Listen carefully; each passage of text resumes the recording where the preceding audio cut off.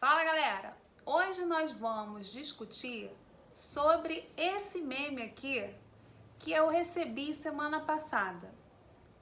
Mas antes de falar sobre esse meme, eu queria pedir a vocês que se inscrevam aqui no canal, acionem o sininho para receber todas as notificações e já aproveita para deixar um like para ajudar aqui o canal. Mas enfim, voltando. Então o tema de hoje é para discutir o meme que contém a imagem de 5 mulheres, 2 pertencentes a protestantes históricos, que é a batista e a presbiteriana, e outras 3 de ambiente pentecostal. Ao ver essa imagem, ela me impactou bastante por conta de leituras que ela acabou me remetendo de autores do século XIX, em que eles falam sobre a ideia de que a religião pode ser pensada a partir do prisma racional, ou melhor, ela passa a ser pensada a partir desse prisma racional. E isso é tão impactante, diretamente relacionado também com a chamada primeira onda do Jesus histórico, em que diferentes autores, como Ernest Renan, mais famoso aqui no Brasil, vão escrever a biografia de Jesus a partir dos evangelhos, retirando narrativas míticas ou que eles consideravam fantásticas, de forma a se encontrar quem era esse personagem histórico. Aliás, o Ernest Renan chega a dizer que o problema do cristianismo era exatamente esse, por misturar o personagem histórico com relatos fantásticos e míticos. Esse olhar, ele é tão impactante que vai ser uma leitura, de um modo geral, uma leitura generalizada de sociólogos e antropólogos da época. Talvez deles o mais famoso e discípulo do próprio Ernest Renan é o James Frazer, um livro clássico conhecido como O Ramo de Ouro, em que o James Frazer vai fazer uma comparação entre magia, religião e ciência. Ele vai dizer que esses 3 elementos são fundamentais para entendermos o progresso da humanidade numa perspectiva cultural, onde o menos evoluído, logicamente, é a magia, que é o acúmulo de conhecimento. Você tem a partir da imitação e do contato.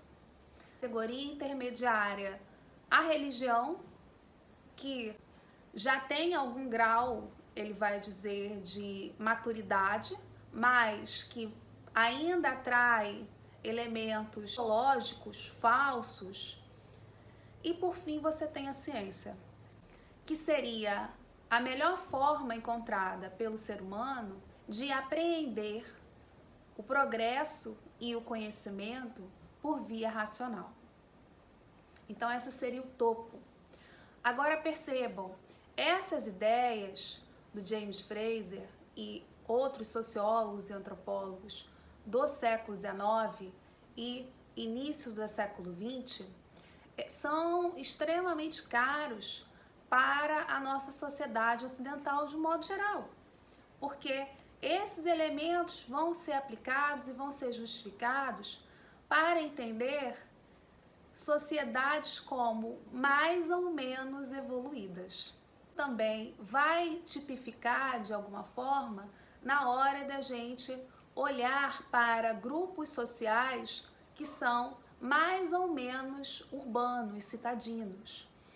Um exemplo muito interessante aqui é o livro Sertões, de Euclides da Cunha, em que ele vai ler o movimento de Canudos e a figura do próprio Antônio Conselheiro como uma personagem, um movimento inferior, fruto de pessoas ignorantes, de baixa instrução, que vão se agarrar a um miticismo, a um ambiente mágico, em que ele, por sua vez, associa que já nos ambientes urbanos, que são industrializados, que são desenvolvidos, a ciência, a educação reina. Então, isso diminui a probabilidade de você ter movimentos como esses, como o de Canudos, em ambientes urbanos. Isso nos leva de volta à imagem, né? Por que eu dei essa volta toda? Fui falar de Euclides da Cunha, fui falar de James Frazer, porque é interessante observar que esses olhares classicistas e de letramento, alfabetização, estão presentes nesse meme. Volto a repetir aqui para vocês que de um lado nós temos cristãos protestantes históricos e de outro lado os pentecostais. Para vocês terem uma noção, são os protestantes históricos que detêm os maiores índices de letramento dentro do meio protestante. Pegando, por exemplo, os presbiterianos, segundo o último censo do IBGE, a média era de 14,31%, maior quando comparada do que os protestantes pentecostais e maior também, inclusive, que o índice dos católicos, que é em média de 11%.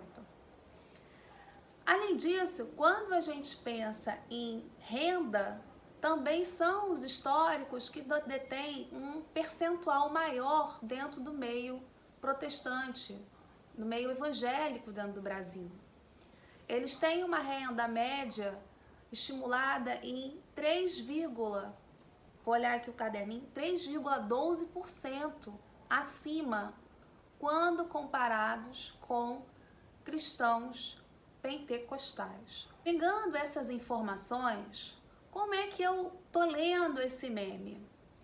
Eu percebo ali como uma linha em que quanto mais próximo você está do meio batista ou de um cristianismo do tipo presbiteriano, maior é o seu grau de escolaridade, maior é a sua renda. Então significa dizer que mulheres estariam nessas religiões sofrendo menos pressões do patriarcado, menos violências. E no caso, uma violência visível aí seria a questão do tamanho do cabelo.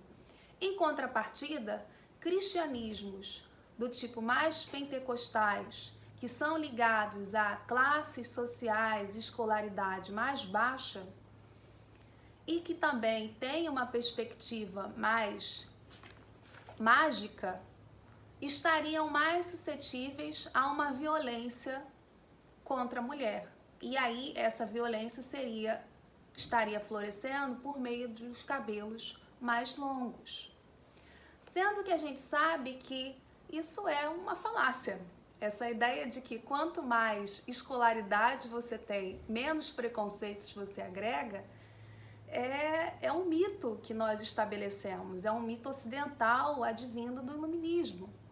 Porque senão como a gente explicaria essa onda fundamentalista que está aí via ações, via textos? Lembra aqui do último vídeo que eu fiz falando sobre o Marcos Eberlin, que é um químico, tem nível superior, inclusive tem pós-graduação, e ainda assim consegue propagar, disseminar cursos ultra radicais. Então, quando vi esse meme, comecei a pensar todas essas questões. Enfim, esse era o meu olhar. Eu queria que vocês deixassem comentários aí para saber se vocês compactuam com a leitura ou tiveram interpretações diferentes. E até a próxima!